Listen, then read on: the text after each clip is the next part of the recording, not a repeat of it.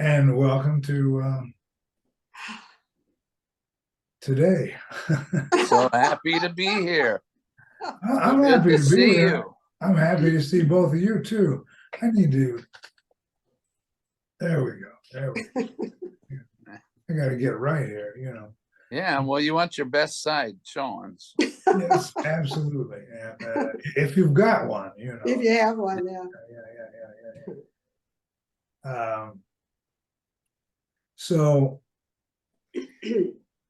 what is actually the? I'm doing a blank here.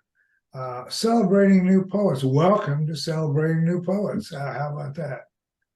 Glad to be here. I Yeah, think it's that good was to be my here. opening. That was going to be my opening move, but since we didn't open, I kind of forgot it. But yeah. So what's been happening with y'all in terms of anything? You doing anything new or anything new in your lives, or you I want went to a to board. read some poetry? I don't care. I went to the theater last night, and I left at intermission, Ooh, that's Wow. bad. That's bad. which I Yeah. normally don't do. Yeah, and it was in my acting class. We went as a class. So, but then Oh, the teacher at intermission, she came over and said she wasn't feeling well and she was going to go home, and so she left at intermission too. So anyway. And I was well, sorry I didn't have a mask on. I'm thinking, oh great, here's a theater full of people, and maybe I should have a mask on. So. I haven't seen any resurgence of masks yet. all right. What's new with me is I can't shut this poetry stuff off. Everywhere I go, I look at a chair and I start making a poem about it. You got I the see a bug. rock and I write We a got poem him. about That's We right, got him. Yeah. And so I And then- showed up today with 4 poems. I normally Oh, only have great. 2. Oh, So. great. Okay, great. Well, let's get started on one of those new poems. Let's just do that. Yeah, Oh, you want me to go first, eh? of Well, course. I think that was a setup. I'm also laying in bed instead of sitting in a chair today because of my back. I'm going to the doc tomorrow. I went to a doctor today. I'm going tomorrow to see if we can fix some of that. But I only have about 1 to 2 hours of sitting time, and I've got a meeting after this. And so anyway, so I had a friend, lives here in Sun City. When the blue moon appeared in the sky, she took a beautiful picture. And so I borrowed her picture and then asked her permission to put my poem on it. And I wished you could see the picture because it is beautiful, that blue moon. And there's Did you a put it on cloud. Facebook? What's that? Did you put it on Facebook? No, I haven't put it anywhere yet. Oh, but okay. there's a cloud in front of the blue moon, and I looked it up and I learned that if there is smoke or dust, that's what makes them in front of a full moon. That's what makes it turn blue. Ah, And so this cloud looks like it's filled with dust, but right and where the moon is, it's all blue. So I wrote this poem called Hullabaloo.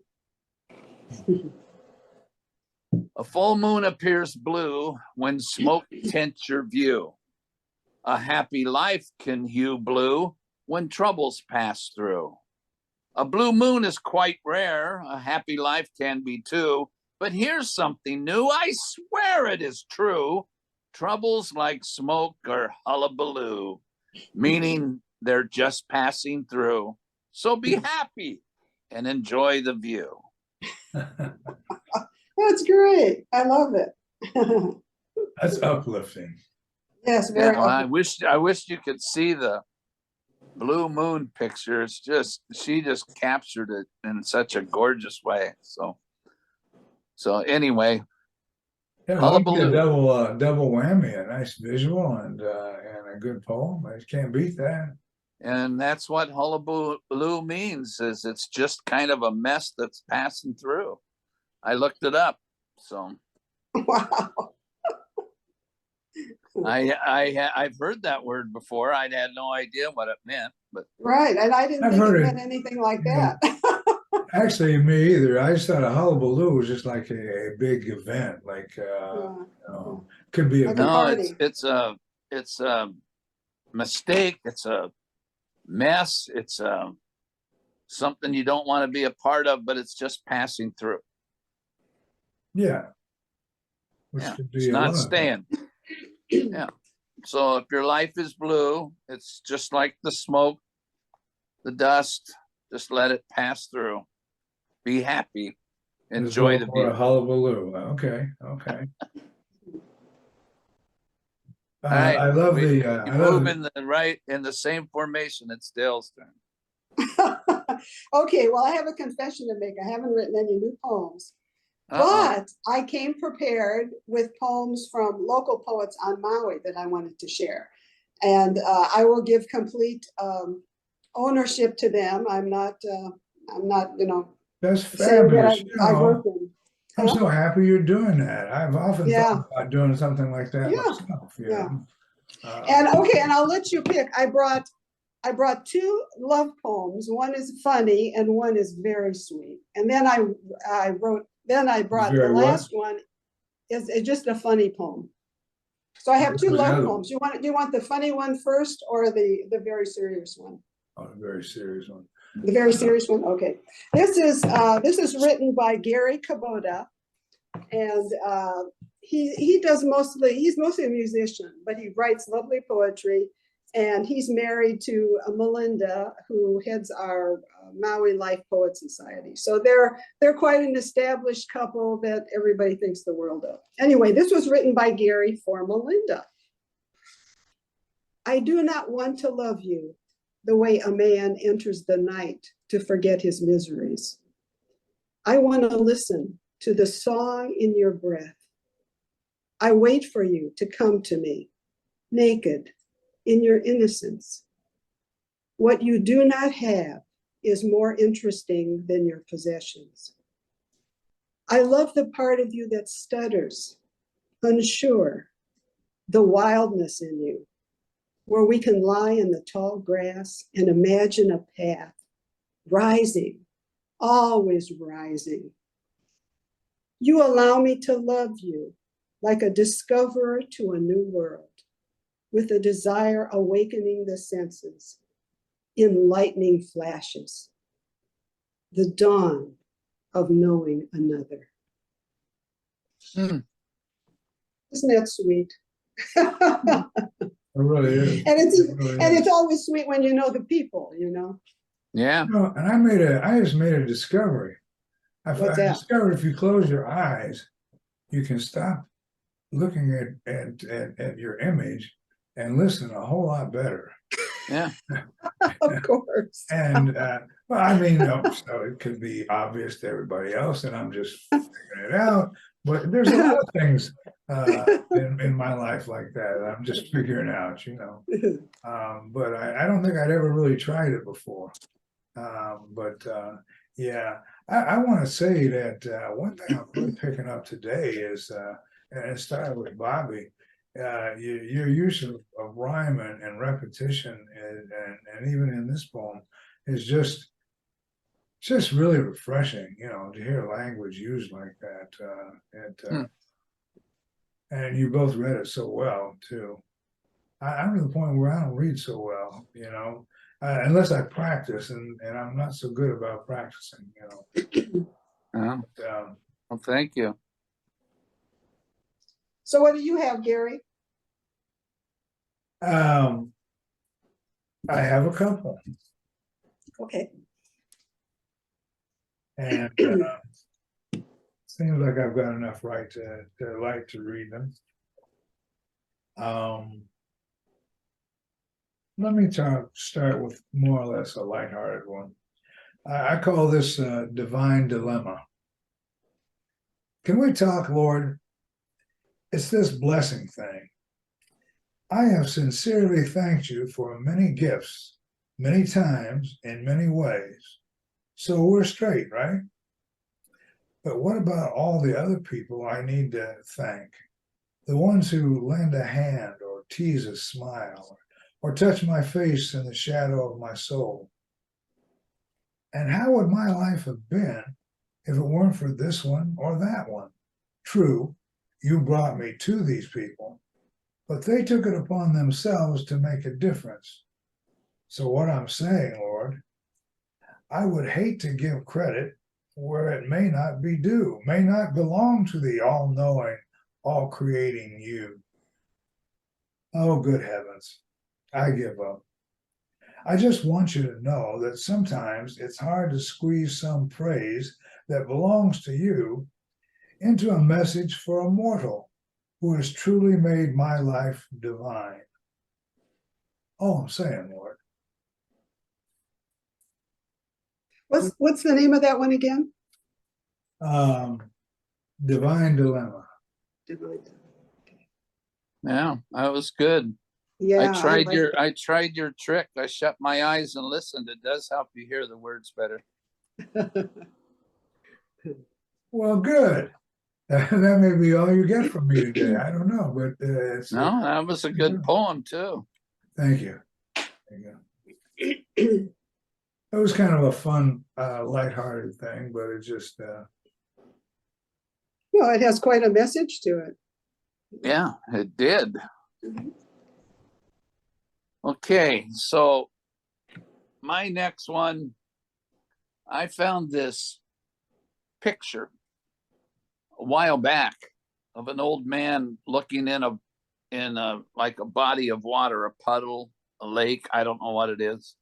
And the reflection he sees is him as a young boy. And so I took that image and ran it through some filters. And I thought, I'm coming up on my 70th birthday. And so I thought I could write a poem that goes with that image about me in my later years. And so I was sitting there just yesterday and was thinking about it. And so this poem, the way that it reads is it's the little boy talking to the old man that's looking at him up onto the shore. He said, and the poem is called You and Me. And he says, "Hey, old man, I can't believe how far you've come and all that you have got done. But more importantly, who we have become. You took a small, innocent lad and taught him how to respond when I'm mad, how to live happy and glad, but more importantly, how to be grateful for what I had. Who knew what you could do as time flew and we grew? Me and you. An innocent little boy who was then formless emerged as an old man who is now fearless. Life could not destroy who we were meant to be, and death, so close now, can't wipe out our legacy. Yes, we're close to being done, but boy, oh boy, we sure had fun, didn't we? You and me." You know, that's a very good poem to Yeah, very sweet. to look back on. Yeah. Because you're going to be 80 one of these days. Trust me on that.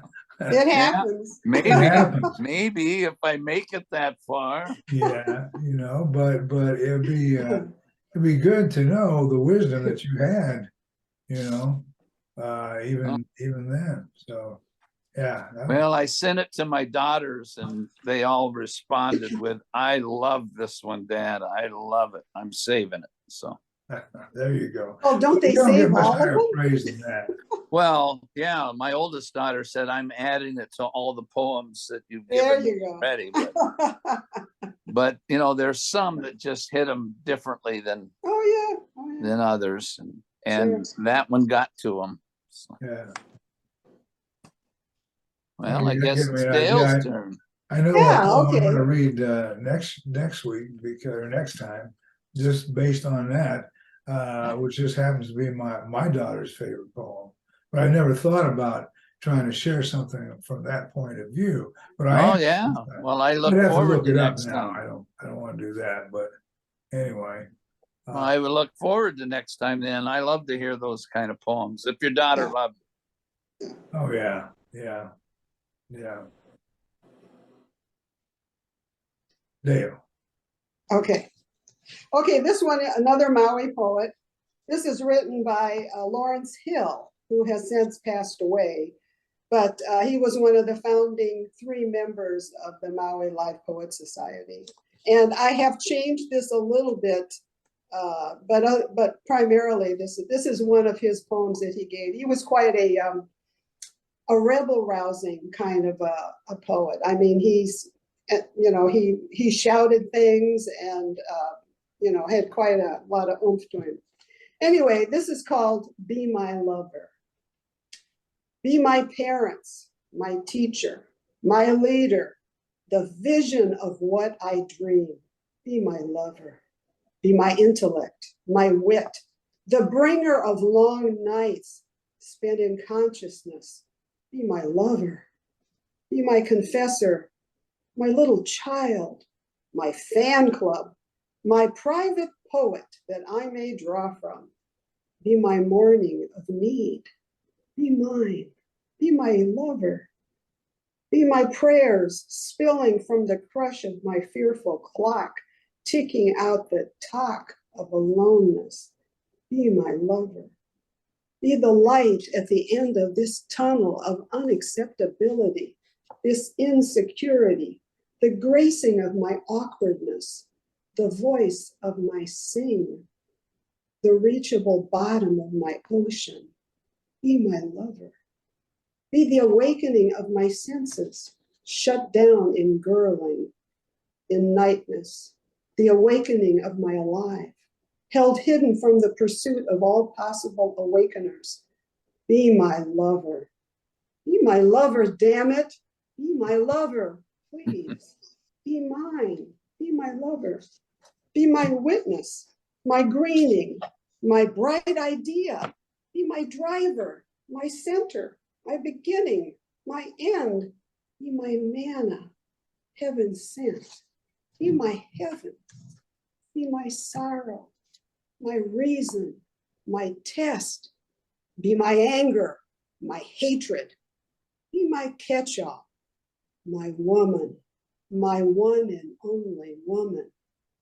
Be my lover. Be my lover, he said. Why won't you be my lover? Mhm. Mm. How do you resist that? I mean, come on. Well, you had to Give him a see shot, it. you know? Yeah. Sometimes you could be trying too hard. Yeah, but I'd rather that than Well, not. it certainly got everybody's attention, when he would read that. So. I bet it did. Plus, he had a lot more bravado than I did. So. Well, what you're doing though, I think is kind of special. I mean, I've had this myopic view that we can only share our own poetry, and there's no rules. We have no rules with this group, and all the time that I was listening to that, I was thinking about my youngest daughter's mother. Okay. Wrote some really what I thought just really moving poetry when we were still together. This has been years ago. But I thought I didn't have any reason to think that she wrote a lot of them. So we both get older and life goes on. And she writes one of these books where you hire somebody and you tell them your story. They put it in a book form and you have total control over it. Actually, it was her granddaughter. It was her granddaughter's idea to do it. And since I know her, it's like two things came out of it. Number one, she's a pretty good storyteller, But the other thing was she wrote a lot more poetry than I had realized. Now, they're in a book, and I can't get them out of the book. You know what I mean? So that I can.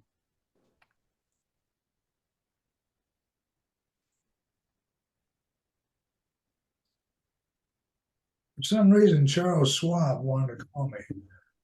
I don't know why Charles Schwab was going to call me. Just wanted some financial advice from you. I'm sure that that's not the case, but anyway, you know, the process of getting the poems, I wanted to put the poems, I want to share them on New Poets Wednesday, my website, and so I gave the book to my web manager and let her try to extract them. And she couldn't do it to the point where we could actually share them. I guess we weren't techy enough or something. But anyway, the point to this is that she finally got frustrated and just typed one of them out on her own. Yeah. And I guess we were short a poem or something last week, and she put that poem on there, and I thought, wow, what a great idea. I thought she figured out how to do it, but at the same time, it was really nice, and I was able to tell my daughter, tell your mom, we ran her poem, and she got some reactions, and it was a nice thing that happened, But what you're doing is kind of like reminds me of that. We don't actually have to do our own poetry all the time, we can share because I read stuff that I would love to share, but nobody's asking me to. So anyway, I think maybe you've added a little niche to what we can do here. Yeah. Well, I always enjoy hearing other poems because it gives me ideas. Oh yeah, absolutely. And in fact, a lot of times I see, it's a little gem of something. I go, oh, that triggers something that I would like to write about. So. Yeah.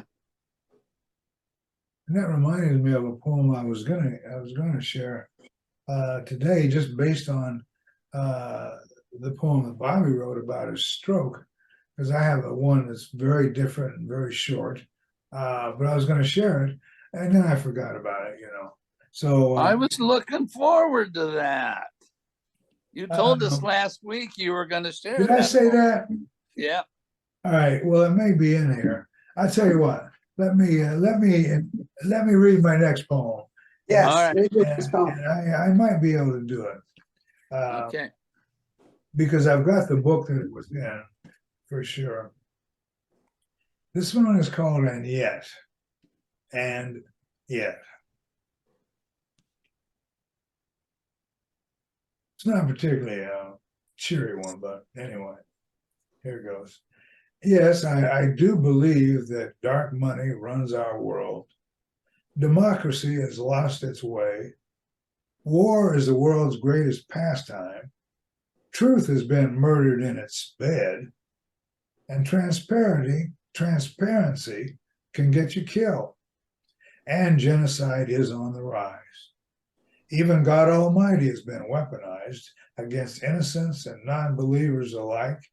And yet, love, the only mana worth its name, has yet to weigh in, has yet to be invited to the dance. Our choices split the atom, embrace annihilation, or honor the atom-smashing energy of love coursing through trillions of cells to preserve our human temple.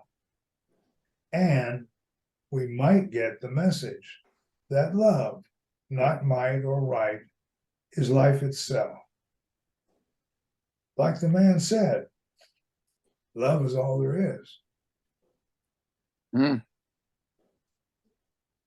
Yeah. That's true.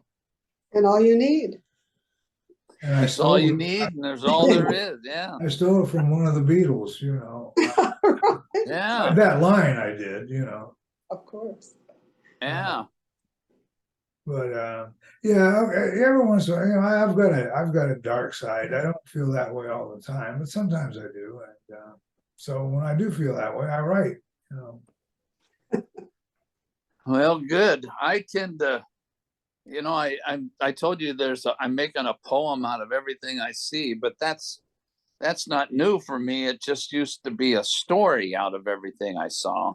And now I told you when I first started that you made me realize that words don't need to rhyme in a poem. There just needs to be a rhythm. But I really like the rhyming. I'm having a lot of fun with that. And so I see things. I saw a drawing on one of my friends had done of some flowers. And so this one is short, sweet. It's not intended to be serious at all. But I wrote it. It's called I Love You. Flowers are words unspoken. But if you haven't said I love you out loud and before, your flowered words are erased, your intentions misplaced. You might as well be flashing dollars in the face of a whore.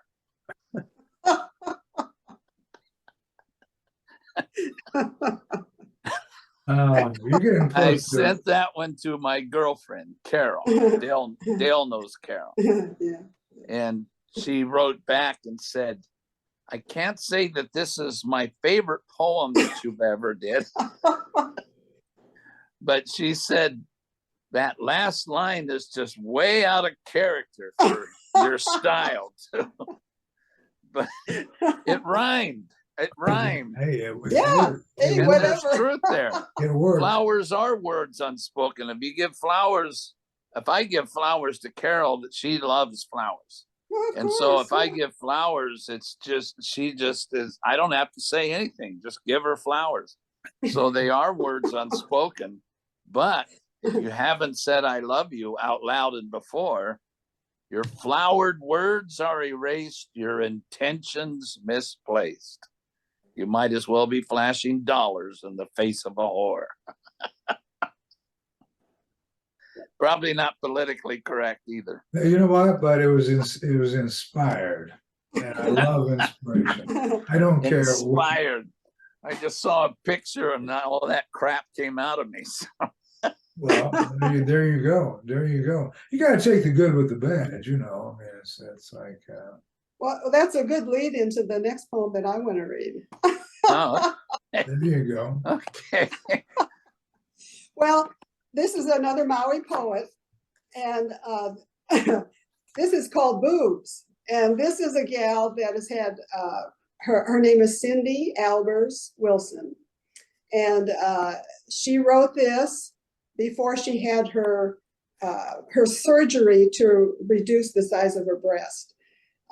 And she's written another one after the surgery that's really cute too. I'm just going to read the first one. This is kind of a signature poem for her, just like my slut poem is kind of, is known when I go read. So anyway, this is her home poem for Boobs. Here they are, big buxomy bazooms. You see them, right? Everyone does. Pretends they don't, except when they shake my hand and look down, or bump them accidentally when they misjudge the distance. They came from my two grandmas, two buxomy broads from before the boosting silicone, who too, when digging around for the right brasiers, looking hither and non, for the right support, the right angle, the right size, they too squealed in delight when the girls were finally set free at night. For me, jogging seems dangerous. I worry about the person who accidentally elbows one and bounces their fist into their face. I wonder if I would be lost at sea, if I removed my bra, that they would buoy me to safety. I suspect they will one day hang below my knees and trip me up in my walker. I will be forever remembered for pizza, sandwiches, poetry, short stories, an occasional novel. But mostly I will be remembered as the chick with the bazooms, the buxomy aunt the bouncing boobies at the beach. But that's okay. At least I will be remembered for something. Oh, Most great. out of it. She wrote it. I've always wanted to write a poem about boobs, but I just didn't figure it would be Well- right coming from me, but she did it. You will Yeah. see, you don't Well, have to. Last time when you went like this, you went like this. I All right, did now. the boobs one. Okay.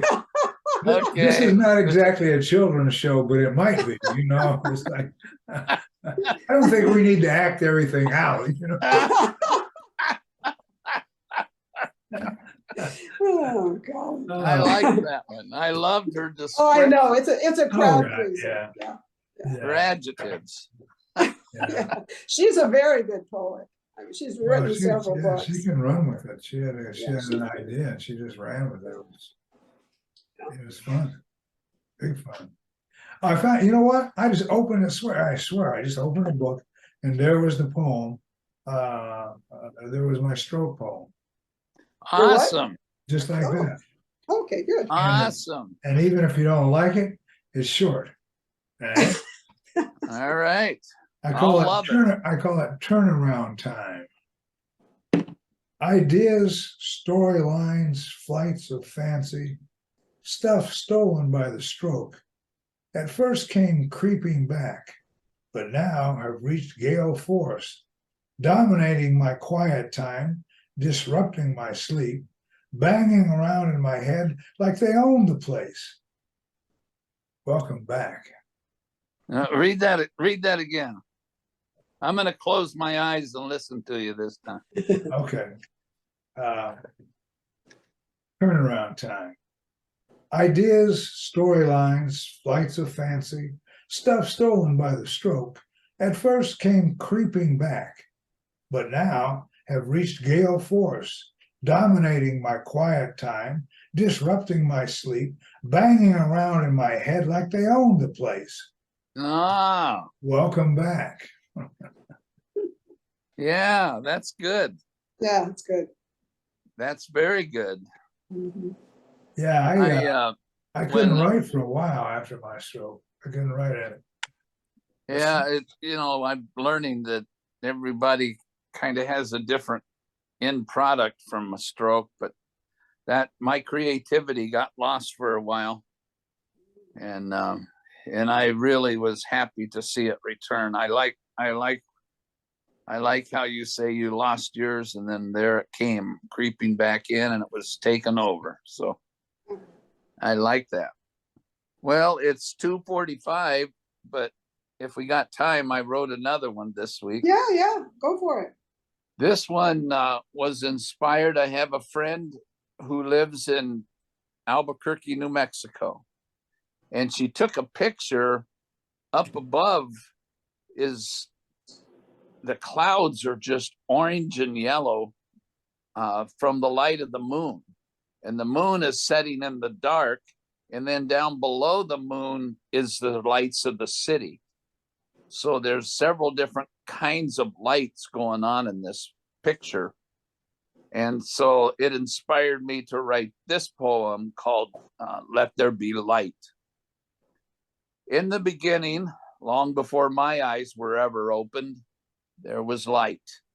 A light that colors each day and a light that exposes what's in the night. A light to guide me on the path of fresh starts and a light at the end of every dark tunnel. What scares me in the night is exposed by the light as a bump and not the monster I imagined.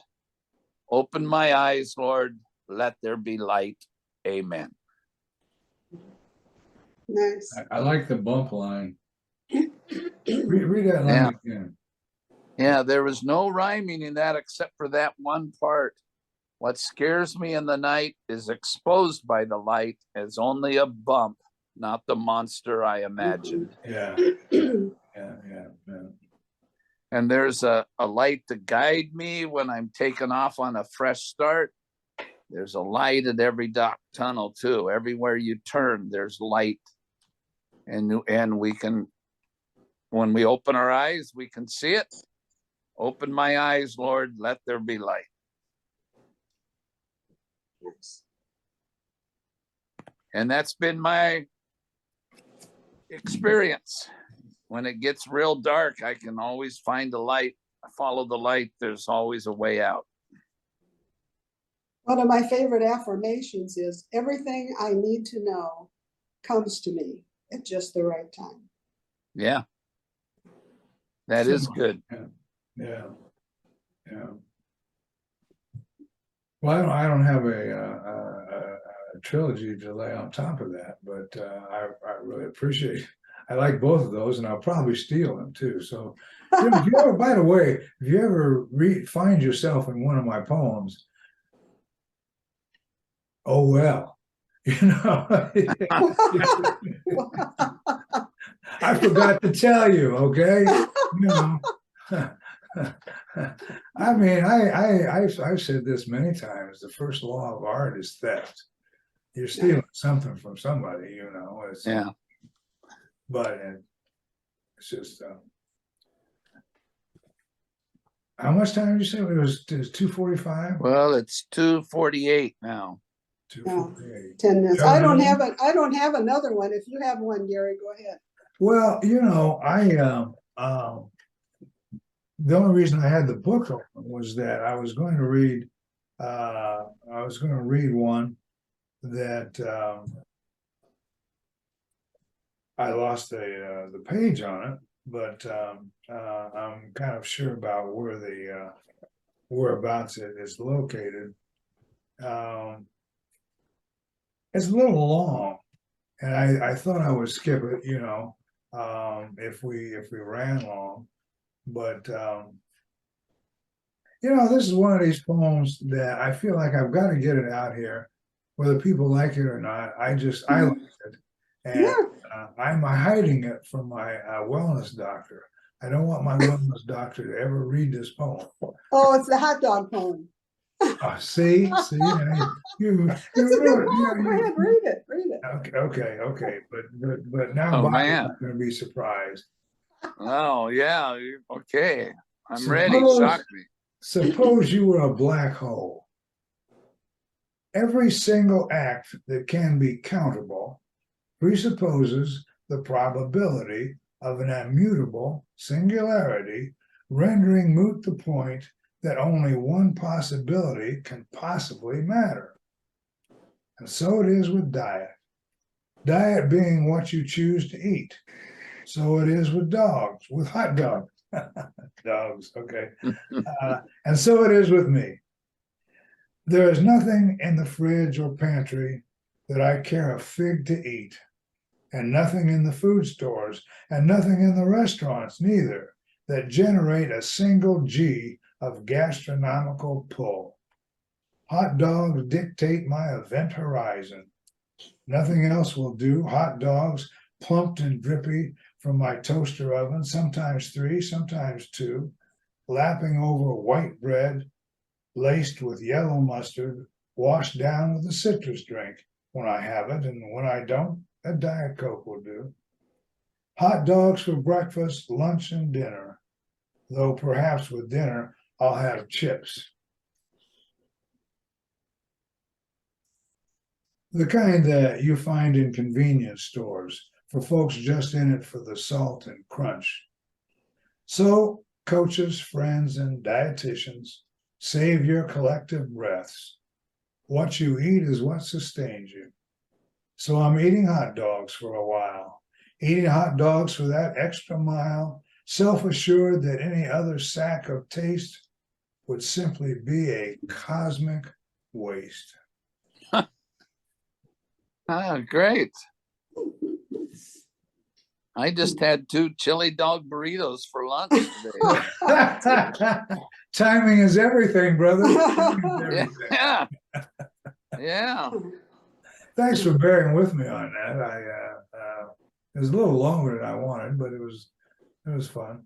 Oh, it was fun. It was good. Yeah, it was good. And We thanks had for a woman reminding me writing about the about stroke poem too. I always like to get that in there because it's short, and I think people appreciate short. I mean, Not all the time, but sometimes.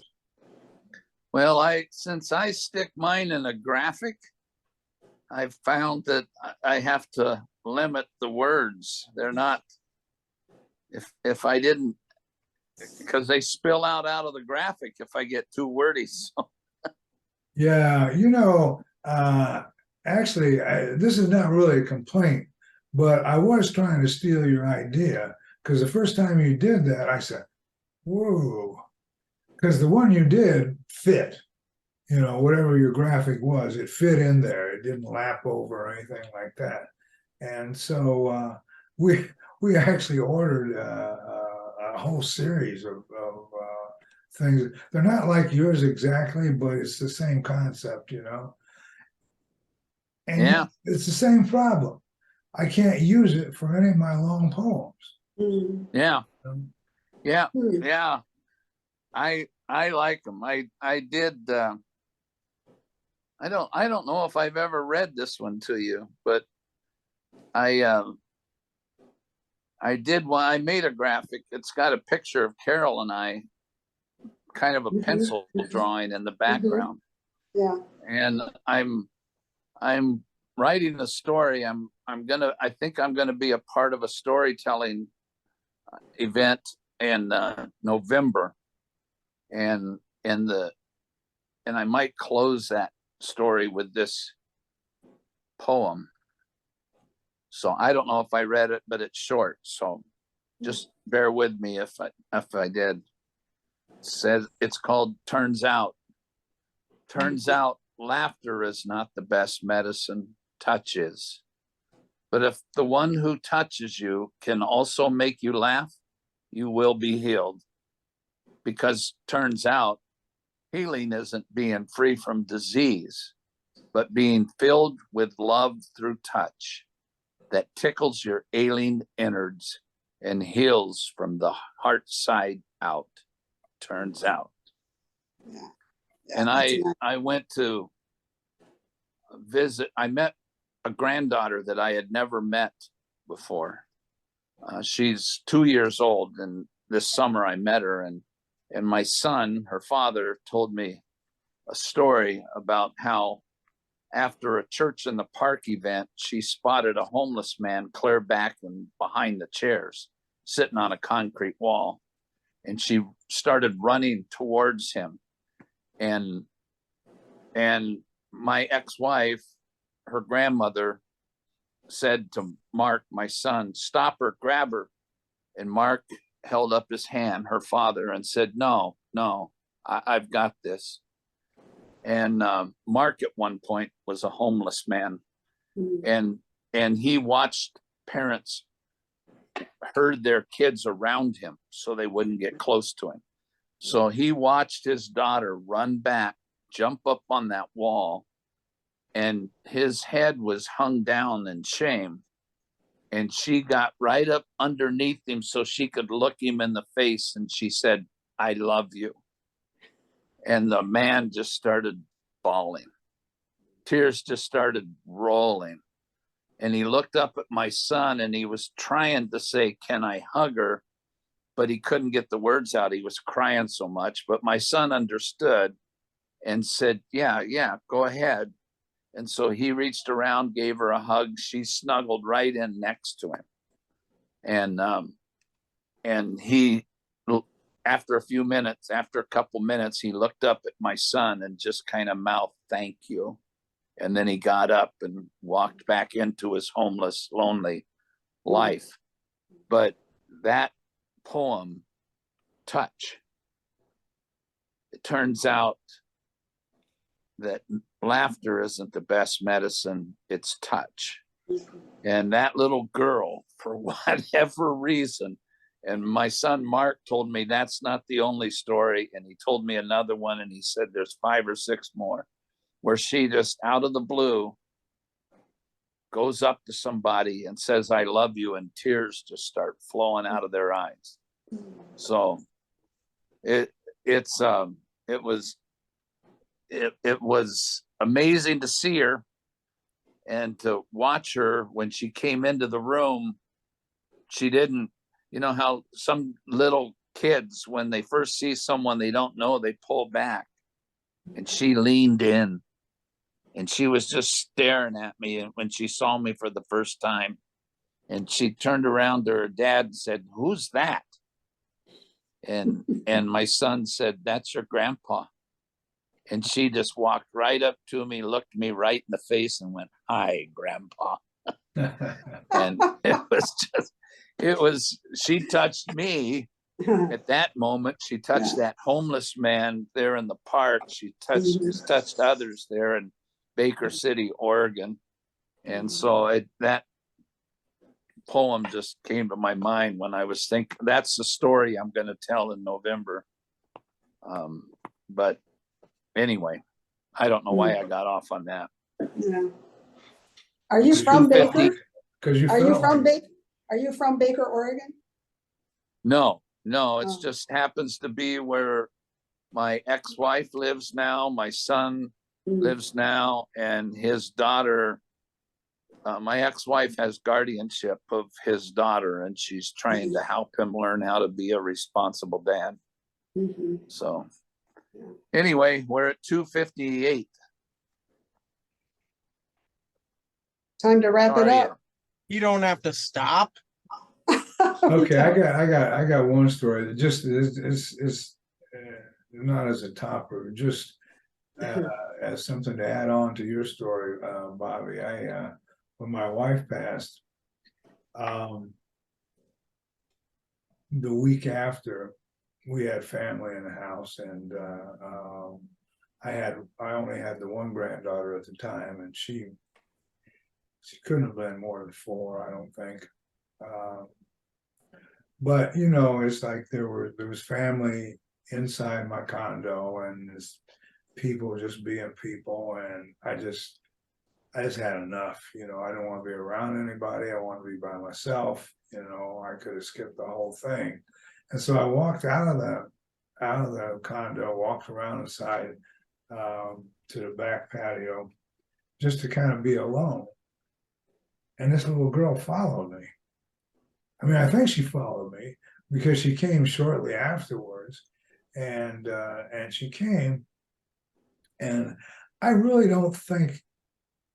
Now, they probably would have been concerned if she walked out. It could be that one of my my son-in-law encouraged her, you know, but it didn't matter to me because I'm sitting there, and I mean, I'm about as low as I can get. And this child comes, and she doesn't really do anything or say anything. She just comes up and sits down beside me. And, you know, I'm looking out, feeling miserable, and she's looking out and looking up at me. And, you know, kind of like my feeling was, you know, life goes on. Life goes on. And I've never forgotten that, you know. So. Yep. So here's, I know I'm supposed to say, hey, writing's good for you, and go keep writing, it's good for you. But we are this close and to our YouTube launch, and I wanted to be on an off. You know, we've got a regular thing going on, so I wanted to be on an off Tuesday, and so I was actually hoping that we might be able to get it up as early as next Tuesday. Awesome. Of course, I'll be letting you know. That would be awesome. Yeah, it would be awesome, and I really look forward. I have to some doing friends this. and family that really want to tune in. They're waiting nice. they're waiting to hear when it's up so they can watch it.